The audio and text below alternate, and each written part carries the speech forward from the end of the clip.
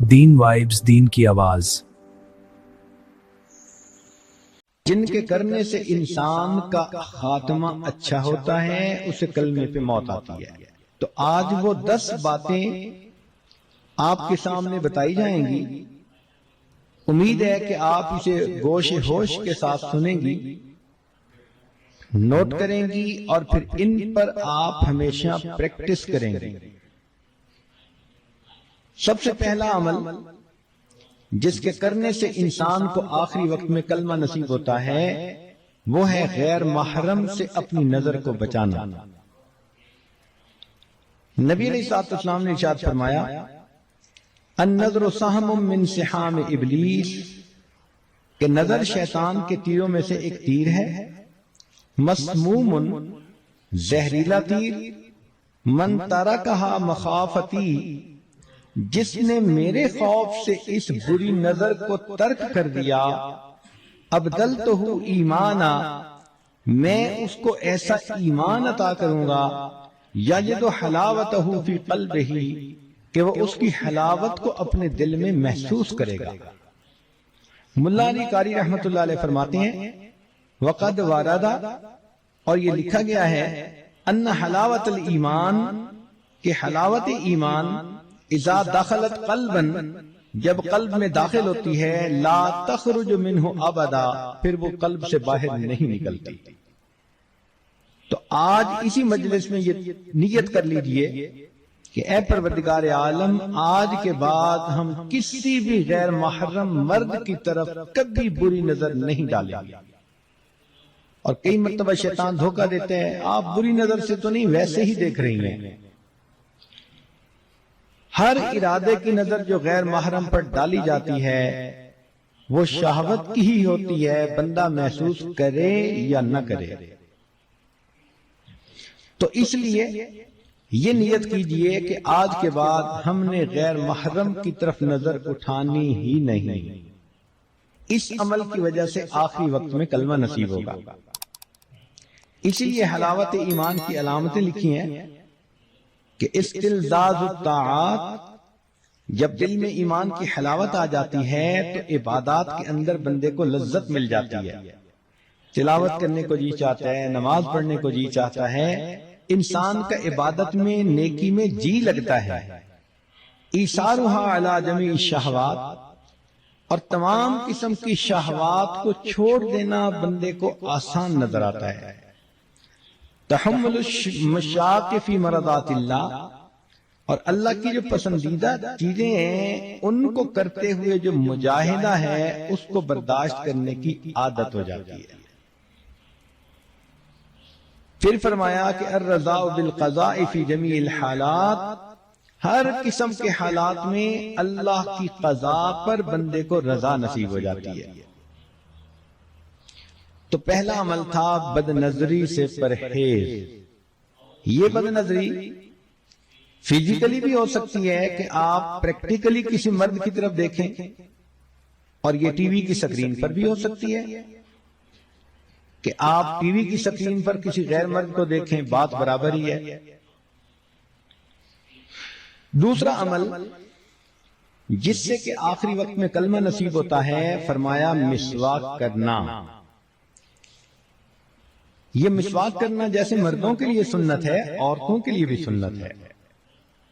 علامہ شامی رحمت اللہ علیہ نے اس کا مسنون طریقہ بتایا کہ مسواک کرتے ہوئے 3 انگلیاں اوپر ہوں، چنگلیاں نیچے ہو اور انگوٹھا سائیڈ پر ہو۔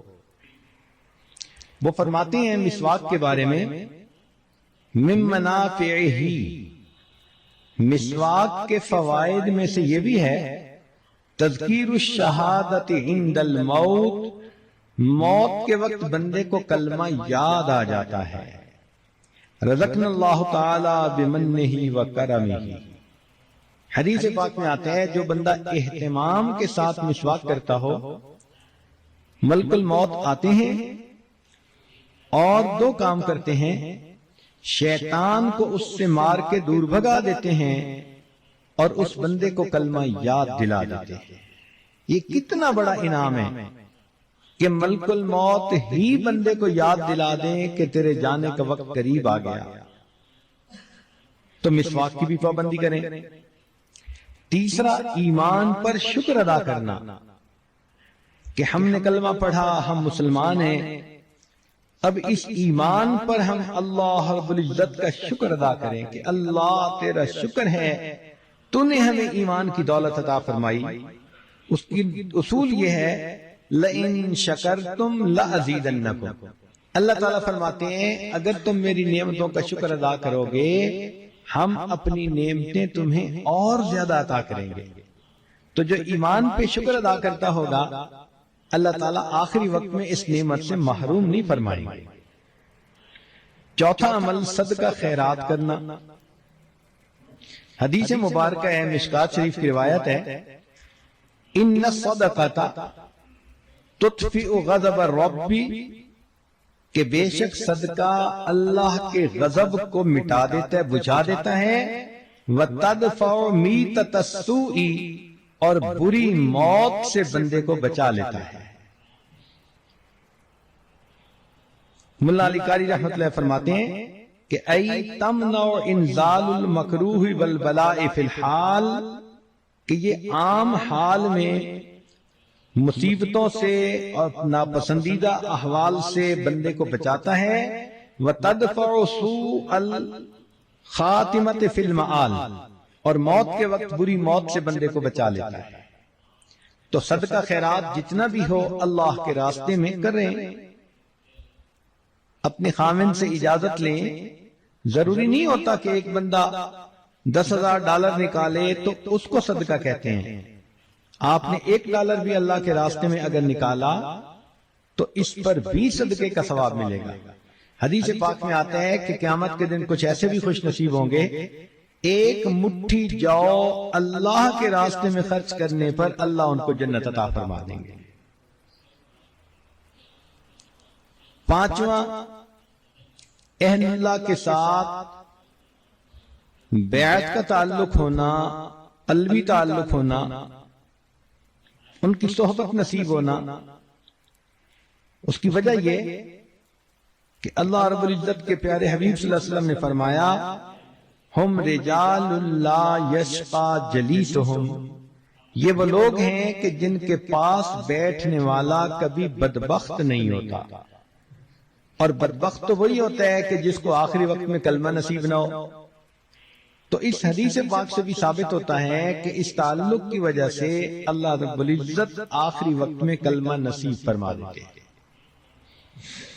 حضرت مفتی محمد شفیع رحمۃ اللہ علیہ فرماتے ہیں کہ میں نے مولانا روم رحمۃ اللہ علیہ کا شعر پڑھا، یک زمانہ صحبت با اولیاء، بہتر از 100 سال اطاعت بے ریا،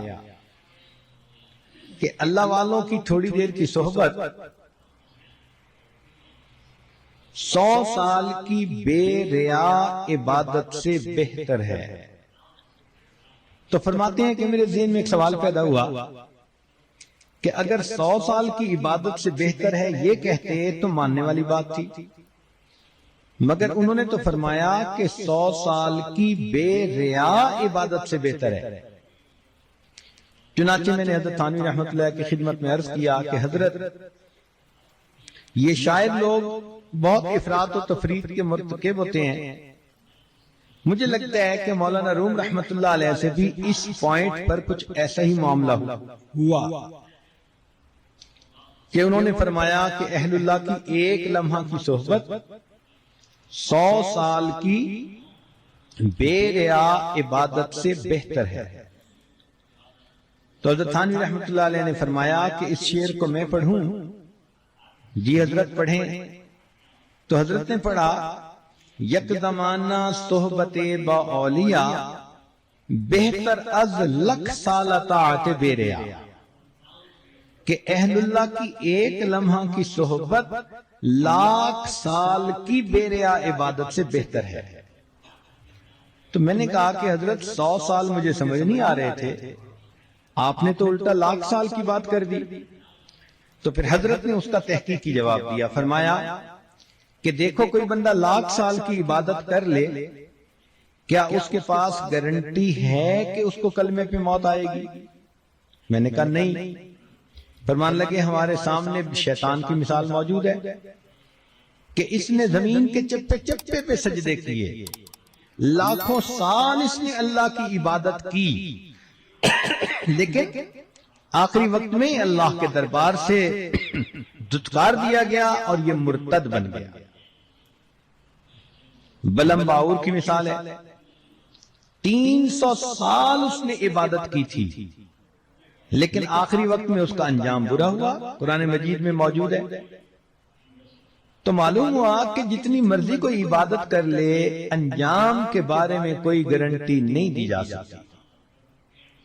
تو حضرت نے فرمایا کہ دیکھو یہاں تو اللہ کے پیارے نبی صلی اللہ علیہ وسلم گارنٹی دے رہے ہیں، ہم رجال لا یشقا جلیسہم، کہ یہ وہ لوگ ہیں کہ جن کے پاس بیٹھنے والا بدبخت نہیں ہوتا، یعنی آخری وقت میں کلمے سے محروم نہیں کیا جاتا۔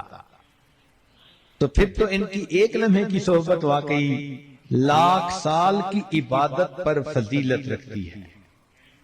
چھٹا عمل جس کی وجہ سے انسان کو آخری وقت میں کلمہ نصیب ہوتا ہے کہ اللہ تعالیٰ فرماتے ہیں کہ یحبہم و یحبونہ، اللہ ان سے محبت کرتے ہیں، وہ اللہ سے محبت کرتے ہیں۔ آپ اپنی زندگی میں اللہ سے محبت کریں، محبت کی حرارت آپ کو دل میں محسوس ہو، اللہ کے لیے کھائیں پیئیں سوئیں جاگیں، زندگی کا ہر کام اللہ کے لیے کریں، اللہ کو یاد کریں، راتوں کی تنہائی میں دعائیں مانگیں، لو لگا کے بیٹھیں۔ جیسے بندے کو محبت کی وارمنس فیل ہوتی ہے، ایسے اللہ رب العزت کی محبت کی وارمنس کو فیل کریں۔ ہمارے مشائخ نے لکھا ہے کہ جو شخص دنیا میں اللہ رب العزت سے محبت کرے گا، اللہ تعالیٰ آخرت میں اس کو اپنے دشمنوں کی قطار میں کبھی کھڑا نہیں فرمائے گا۔ یہ کیسے ہو سکتا ہے کہ بندہ تو دنیا میں اللہ سے محبت کی کوشش کرتا رہا ہو اور اللہ رب العزت اتنے رحیم اتنے کریم اور پھر اسے اپنے دشمنوں کی قطار میں کھڑا کر دے؟ یہ ہرگز نہیں ہو سکتا۔ ساتواں، گناہ سے پرہیز، زنا سے پرہیز۔ چنانچہ حدیث پاک میں آتا ہے وَأَمَّا مَنْ خَافَ مَقَامَ رَبِّهِ، قرآن مجید کی آیت وَنَهَى النَّفْسَ عَنِ الْهَوَىٰ فَإِنَّ الْجَنَّةَ هِيَ الْمَأْوَىٰ، کہ جو شخص اللہ رب العزت کے سامنے کھڑے ہونے سے ڈرے اور اس نے اپنے نفس کو خواہشات کو روک لیا، اللہ فرماتے ہیں کہ اس کا ٹھکانہ جنت ہوگی۔ اور حدیث پاک میں ہے کہ اگر کوئی مرد ہو کہ جس کو کوئی عورت ذات منصب و جمال، اچھے گھرانے کی ہو اور خوبصورت بھی ہو، اور وہ اپنی طرف متوجہ کرے اور یہ آگے سے کہہ دے کہ انی اخاف اللہ، میں اللہ سے ڈرتا ہوں، تو اس عمل کی وجہ سے اللہ تعالیٰ اس کو قیامت کے دن عرش کا سایہ عطا فرما دے۔ اور یہی چیز عورت کے لیے بھی، کہ اگر کسی عورت کو کوئی مرد اپنی طرف متوجہ کرنے کی کوشش کرے، گناہ کے راستے پہ گھسیٹنے کی کوشش کرے اور یہ کہہ دے کہ میں اللہ رب العزت سے ڈرتی ہوں، اس عمل کی وجہ سے اللہ تعالیٰ اس کو قیامت کے دن عرش کا سایہ عطا فرمائے۔ شاید ہی کوئی عورت ہو، لڑکی ہو، جس کو اپنی زندگی میں قریب کے لوگوں میں سے کسی نہ کسی کی طرف سے ایسا اشارہ نہ ملا ہو۔ تو اگر کوئی ایسی کوشش کرے تو اس کا ایک جواب انی اخاف اللہ، میں اللہ سے ڈرتی ہوں۔ کوئی فون کے ذریعے رابطہ کرتا ہے، خط کے ذریعے رابطہ کرتا ہے، کسی رشتہ داروں کی محفل میں محبت بھری نظریں ڈال کر اپنی طرف متوجہ کرنے کی کوشش کرتا ہے، مسکراہٹ کے ذریعے اپنی طرف متوجہ کرنے کی کوشش کرتا ہے۔ یہ سارے عمل ایک ہی مقصد کے لیے ہوتے ہیں کہ گناہ کا تعلق ہو جائے۔ تو اگر کوئی بھی ایسی انویٹیشن کسی کی طرف سے ہو اور عورت آگے سے کہہ دے دل میں کہ انی اخاف اللہ، میں اللہ سے ڈرتی ہوں، اور اپنی عزت کی حفاظت کر لے، اللہ تعالیٰ موت کے وقت اس کو کلمے پہ موت عطا فرمائیں گے۔ 8واں عمل، اذان کے بعد دعا پڑھنا۔ چنانچہ جب اذان ہوتی ہے تو سنت یہ ہے کہ مؤذن جو کہہ رہا ہے وہی کہتے رہیں، اور بعد میں پھر اذان کی دعا پڑھیں۔ بخاری شریف کی روایت ہے، نبی علیہ السلام نے فرمایا کہ جو اذان کے بعد یہ دعا پڑھے گا، حلت لہو شفاعتی، قیامت کے دن اس بندے کو میری شفاعت نصیب ہوگی۔ ملا علی قاری رحمت اللہ علیہ فرماتے ہیں، ففیہ اشارۃ الی بشارۃ حسن الخاتمہ، اس میں اشارہ ہے کہ اس کو موت کے وقت کلمے پہ موت نصیب ہوگی۔ اور حدیث پاک میں ایک دعا بھی ہے کہ جو آدمی یہ دعا مانگے گا تو اللہ تعالیٰ اس کو ایمان پہ موت عطا فرما دیں گے۔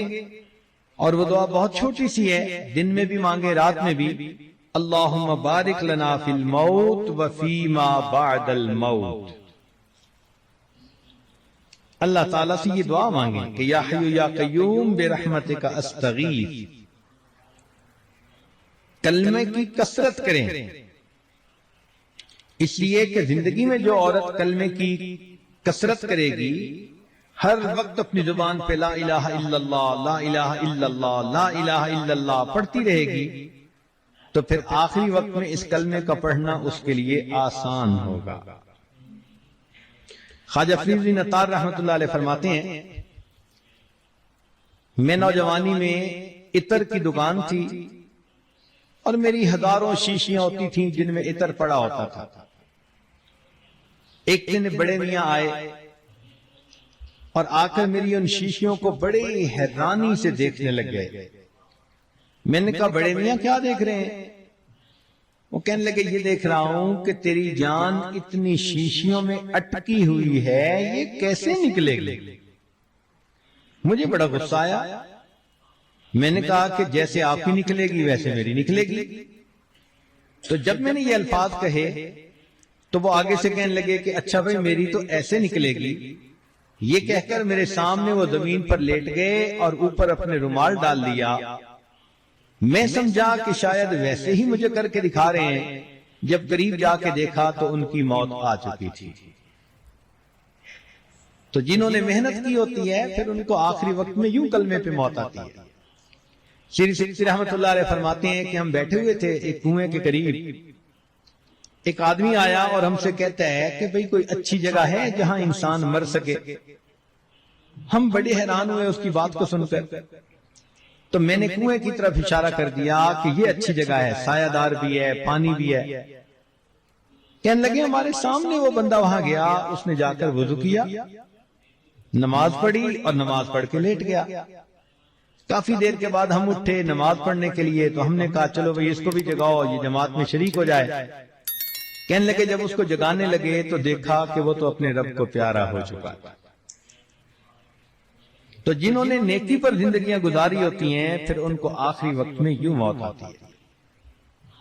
تو ابو ذرہ رحمت اللہ علیہ کی بات ہو رہی تھی کہ ان کے شاگرد موجود تھے، آخری وقت ان کا قریب آ گیا۔ اب شاگرد حیران کہ ہم حضرت کو کلمہ کیسے یاد دلائیں، یہ تو ہمارے استاد ہیں۔ تو انہوں نے سوچا کہ جس حدیث مبارکہ میں کلمے پہ موت آنے کی بشارت ہے، ہم اس کی روایت پڑھتے ہیں ان کے سامنے تو خود بخود یاد آ جائے گی۔ تو انہوں نے وہ روایت پڑھنی شروع کر دی۔ جیسے ہی انہوں نے ان فلاں کی بات کہی تو کہتے ہیں کہ حضرت نے وہ حدیث خود پڑھنی شروع کر دی، اور پڑھتے پڑھتے جب انہوں نے کہا من کان آخر کلامہ لا الہ الا اللہ، تو الا اللہ کے لفظ کہنے پر ان کی روح نکل گئی اور وہ اللہ کو پیارے ہو گئے۔ علماء نے لکھا ہے کہ انہوں نے پریکٹیکلی دکھا دیا کہ جس کا آخری لفظ لا الہ الا اللہ ہوتا ہے وہ پریکٹیکلی جنت کے اندر داخل ہو جاتا ہے۔ 10واں عمل جس سے کہ آخری وقت میں موت نصیب ہوتی ہے، یہ دعا باقاعدگی سے مانگیں، ربنا لا تزغ قلوبنا بعد اذ ہدیتنا وہب لنا من لدنک رحمہ انک انت الوہاب، کہ اللہ ہدایت دینے کے بعد ہمارے دلوں کو ٹیڑھا نہ کر دینا، اگر دل ٹیڑھے نہ ہوئے تو یقیناً انسان کو کلمے پہ موت آئے گی۔ یہاں پر حب لنا کا لفظ استعمال ہوا۔ ہبہ کا لفظ ہوتا ہے کہ بغیر استحقاق کے کسی کو کوئی چیز دے دی جائے، تو معلوم ہوتا ہے کہ یہ جنت بندے کے عملوں کی قیمت نہیں، اللہ اپنے فضل سے جس کو چاہتا ہے عطا کر دیتا ہے۔ چنانچہ ایک آخری بات کر کے بات کو مکمل کرتا ہوں۔ آپ حضرات بھی کہیں گے کہ قابو آ گئے، اب چھوڑنے کا نام نہیں لیتے، لذیذ بود حکایت دراز تر گفتم، اپنی باتیں ہیں نا، غیر کی تو ہے نہیں، اپنی باتیں بندہ لمبی کر لیتا ہے۔ امید ہے کہ آپ معاف فرما دیں گے۔ ایک واقعہ، بنو قریظہ کا ایک یہودی تاجر ہے، نام ہے سلام بن جبیر۔ یہ شام آیا اور شام سے اس نے مال تجارت خریدا۔ ایک غلام بھی بک رہا تھا، نہ شکل اچھی تھی، نہ کوئی اور ایسا اس میں ہنر نظر آتا تھا، اور بیچنے والا بھی جان چھڑا رہا تھا، گلو خلاصی کر رہا تھا، تو سستا بہت بک رہا تھا۔ تو وہ کہتے ہیں کہ سستا ہونے کی وجہ سے میں نے کہا چلو یہ بھی خرید لیں، کوئی تو لے لے گا، کسی کو غلام کی نوکر کی گھر میں ضرورت ہوگی۔ اس کا نام تھا سالم، لڑکے کا نام تھا سالم، اور خریدنے والا سلام بن جبیر قریظوی، بنو قریظہ کا بندہ تھا، یہودی تھا۔ اب وہ لے کے مدینے آیا، اس کا مال تجارت تو ہاتھوں ہاتھ بک گیا۔ اب وہ چاہتا ہے کہ میں کام سمیٹوں، قبیلے میں جاؤں، لیکن غلام کوئی نہیں خریدتا۔ جو آتا ہے دیکھتا ہے، کہتا ہے نہ عقل نظر آتی ہے، نہ شکل نظر آتی ہے، کیوں خریدیں؟ وہ اس کے لیے گلے کا کانٹا بن گیا۔ ایک ہفتہ 10 دن وہ روز مارکیٹ جاتا اور غلام کو کوئی نہ خریدتا، بڑا پریشان، حتیٰ کہ اس نے یہ فیصلہ کر لیا کہ جب یہ اتنا ہی نکما ہے تو میں اس کو اونی پونی قیمت پہ دے دوں۔ جس دن اس نے یہ ارادہ کیا نا، تو مدینہ کی ایک جوان العمر لڑکی تھی، کنواری تھی، سبیتا اس کا نام تھا۔ سبیتا کہتے ہیں باوقار۔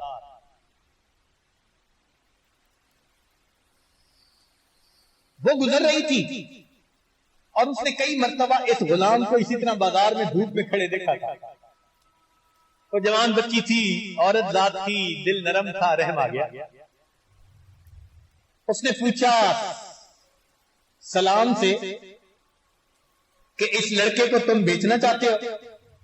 اس نے کہا ہاں، میں بیچنا نہیں چاہتا، میں جان چھڑانا چاہتا ہوں۔ کیا لوگے؟ اس نے کہا جتنے میں خریدا اور راستے میں جو اس پہ خرچ کیا، خرچہ دے دو، اسے لے جاؤ۔ لو جی، اس نے تھوڑی سی قیمت مانگی، سبیتا نے دے دیا اور اس لڑکے کو لے کر آ گئی۔ خریدتے وقت اس نے پوچھا تھا کہ یہ لڑکا ملا کہاں؟ اس نے کہا یوں تھا، اور ایک ماں باپ کا بیٹا تھا اور جدا ہو گیا اور میں لے آیا۔ تو نرم دل لڑکی تھی، وہ سوچتی رہی کہ کتنے بچے ایسے ہوں گے جو اپنی ماں سے جدا کر دیے جاتے ہیں، یہ بھی تو کسی ماں کا بیٹا ہوگا، پتہ نہیں اس کی ماں اس کے لیے کتنا ترستی ہوگی، روتی ہوگی، اور سارا دن میں دیکھتی ہوں یہ دھوپ میں کھڑا ہوتا ہے بیچارہ، پسینہ آ رہا ہوتا ہے، پینے کو پانی نہیں، کھانے کو کوئی چیز نہیں، اس طرح اس نے اس کو رکھا ہوا ہے۔ تو اس نے کہا اچھا میں گھر آتی ہوں اور میں اسی کو اپنا بیٹا بنا لوں گی اور میں شادی نہیں کروں گی، ایسا نہ ہو کہ میری اولاد کے ساتھ کل یہی معاملہ پیش آ جائے۔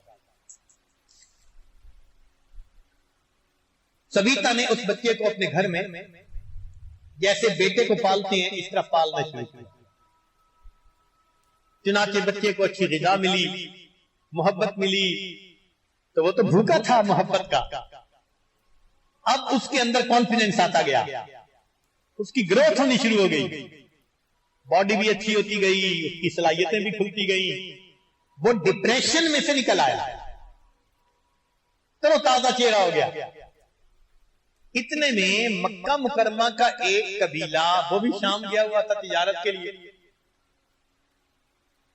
اس میں ابو حذیفہ ایک صاحب تھے جو تاجر تھے مکہ کا، وہ بھی گئے ہوئے تھے. انہوں نے راستے میں مدینے میں پڑاؤ ڈالا. اللہ کی شان کہ ان کے سامنے سبیتا کا یہ واقعہ کسی نے بیان کیا تو ان کو سبیتا کی طبیعت اچھی لگی کہ رحم دل لڑکی ہے، اور اس نے احساس کیا انسانیت کی ہمدردی ہے. تو ایسے اخلاق والی کہاں ہوتی ہے کوئی لڑکی؟ تو اس نے بن دیکھے سبیتا کے والدین کو نکاح کا پیغام دیا. سبیتا کے والدین نے سوچا لو قریش میں سے تاجر ہے، آ کے پیغام دے رہا ہے. انہوں نے اس پیغام کو قبول کر لیا. اب سبیتا کا نکاح ہو گیا. نکاح کے بعد ابو حذیفہ کچھ دن مدینہ میں رہے تو وہی ان کا غلام جو ان کی بیوی کے پاس تھا. پھر ابو حذیفہ مکہ مکرمہ چلے گئے تو سبیتا بھی مکہ مکرمہ چلی اور یہ غلام بھی جہیز میں ان کے ساتھ آگے گئے. مکہ مکرمہ جا کر جب انہوں نے اپنا سامان بیچ لیا تو وہ دوست تھے حضرت عثمان غنی رضی اللہ عنہ. وہ بھی تاجر تھے، وہ بھی تاجر تھے، بزنس مین، ایک دوسرے کے دوست تھے.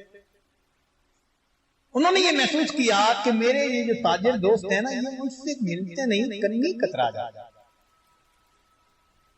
دوستی کا ایک تعلق ہوتا ہے.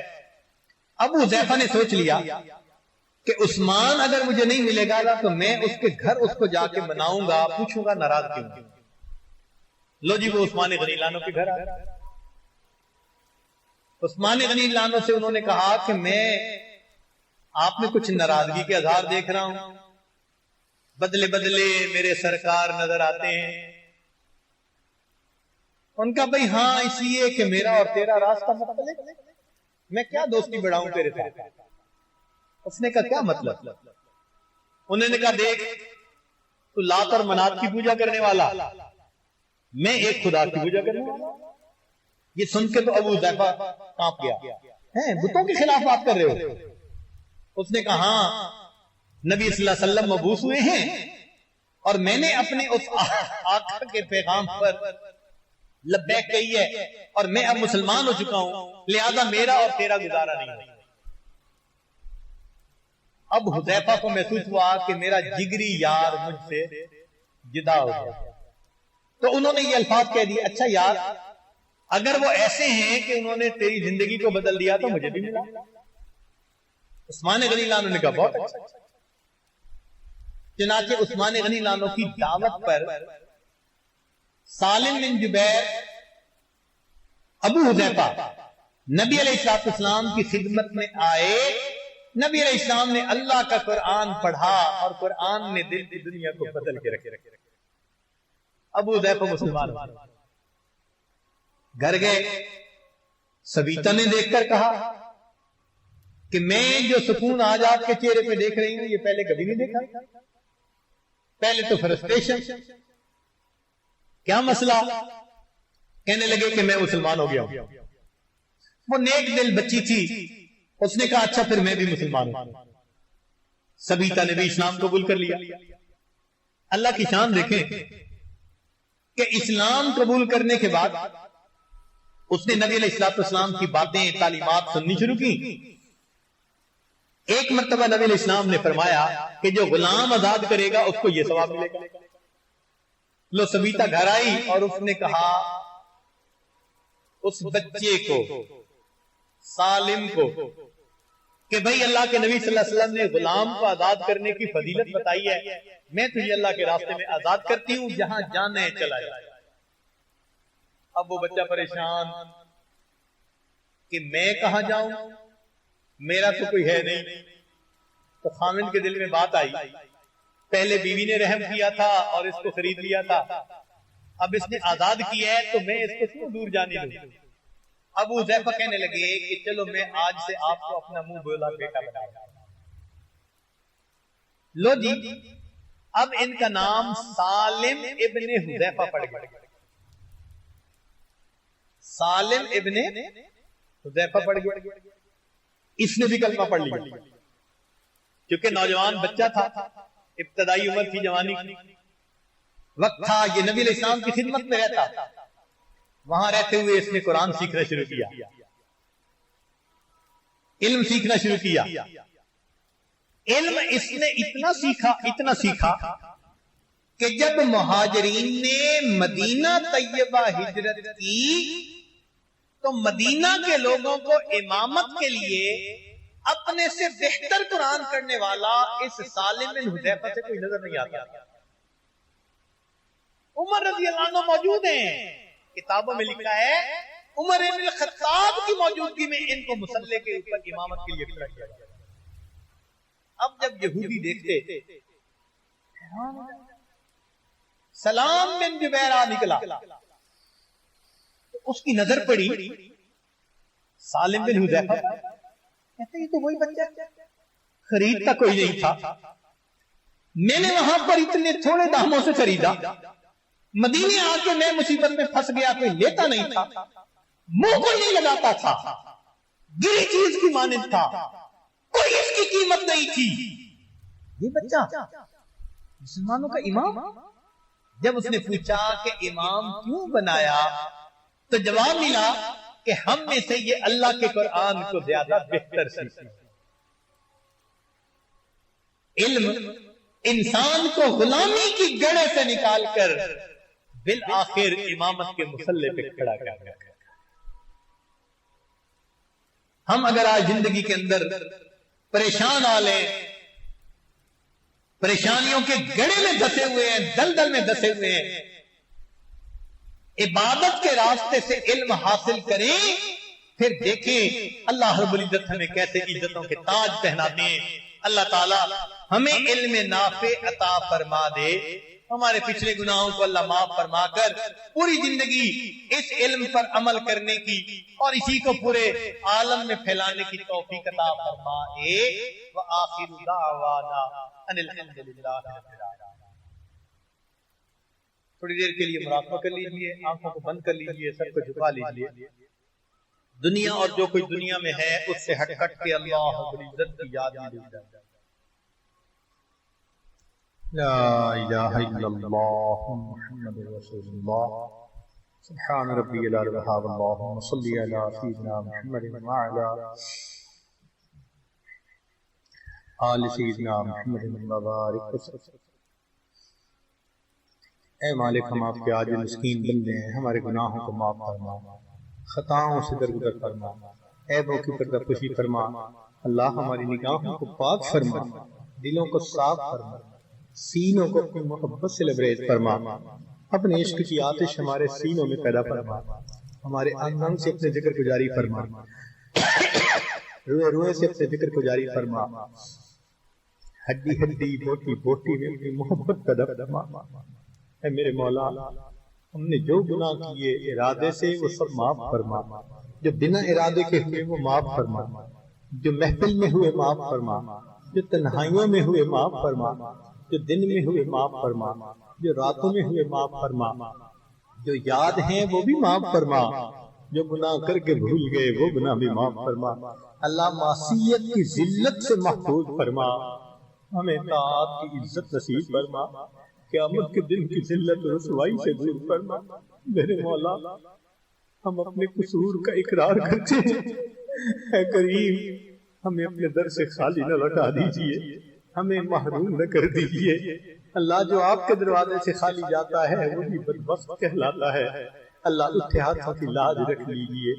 اے کریم آقا، جس طرح ایک عیالدار اپاہج کسی سخی کے دروازے پر کھڑا ہوتا ہے اور دروازہ کھٹکھٹاتا ہے اس امید کے ساتھ اگر یہ دروازہ کھل جائے گا میرے بچوں کا فاقہ ختم ہو جائے گا، اللہ اس عیالدار اپاہج سے ہم زیادہ محتاج ہیں، آپ دنیا کے سخی سے زیادہ بڑے سخی ہیں، ہم آپ کا دروازہ کھٹکھٹا رہے ہیں۔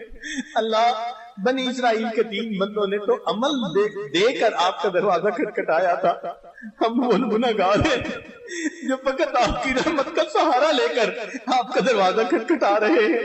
میرے اللہ کو ایک بھی عمل ایسا نہیں جو پیش کرنے کے قابل ہو، ہمیں مصیبتوں سے بچا لیجئے، اللہ ہمیں پریشانیوں کے غار سے نکال دیجئے، ذلت کے غار سے نکال دیجئے، میرے مولا رحمت فرما دیجئے، جیسے آپ نے ان کو روشنی دکھائی اللہ ہمیں ہدایت کی روشنی دکھا دیجئے، اللہ ہمیں اپنا دیدار عطا فرما دیجئے، اپنے مقبول بندوں میں شامل فرما دیجئے، اے اللہ ہماری ان دعاؤں کو اپنی رحمت میں قبول فرما، پوری دنیا میں جہاں مسلمان پریشان ہیں اللہ سب کی پریشانیوں کو دور فرما، اے اللہ ہمارے اس ملک کی حفاظت فرما، اس کو دین کا قلعہ بنا، اس کو شریعت و سنت کا مرکز بنا اور ہمیں شریعت والی زندگی گزارنے کی توفیق عطا فرما، جس مقصد کے لیے یہ ملک حاصل کیا گیا اس مقصد کو پورا کرنے کی توفیق عطا فرما، جو اس ملک کے دشمن ہیں اللہ ان کو ہدایت عطا فرما، جن کی قسمت میں ہدایت نہیں ان کو چن چن کے دفع دور فرما، اے اللہ ہمارے تینوں حرم کی حفاظت فرما،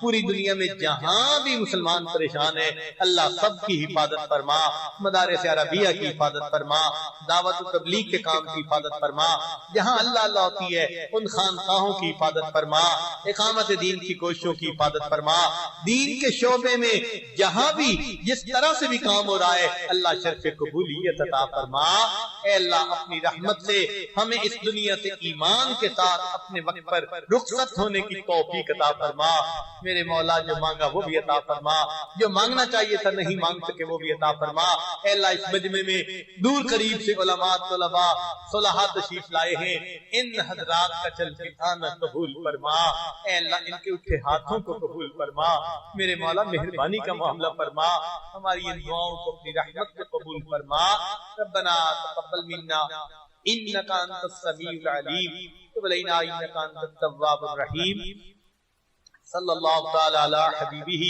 سیدنا محمد و آلہ و اصحابہ اجمعین برحمتک یا ارحم الراحمین۔